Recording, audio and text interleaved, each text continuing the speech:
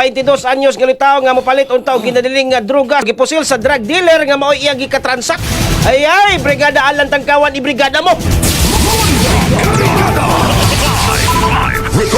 Gipusil ang usa ka 22 anyos nga lalaki sa usa ka drug dealer.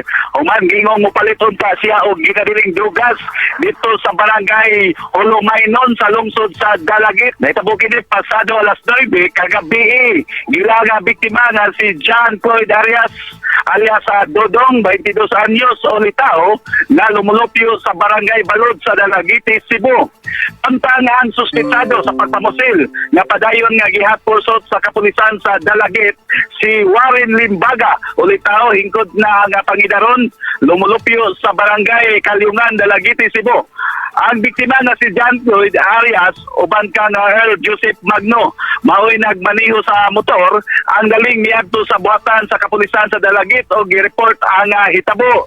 Subay niini si Police Major Clemente Siralde Jr. ang hipi sa Dalagit Police Station mao'y nangu sa iya nga ginsaktan sa pagsusi sa hitabo nga gihabagan sa Dalagit DRRMO nga mao'y mihatod sa Argao District Hospital kang Arias alang sa dinaliang pagatiman. Sa investigasyon sa Dalagit Police Station na sayran ang biktima adunay transaksyon na ginadiling drugas samtang nagproseso ang suspitsado kalit bitiyon sa wala matino nga kalibre sa armas sa tungdughan sa biktima o gibpusil sa makausa ka higayon. Yingon sa kapulisan sa lungsod sa Dalagit ang motibo sa krimen kabahin sa transaksyon sa ginadiling drugas.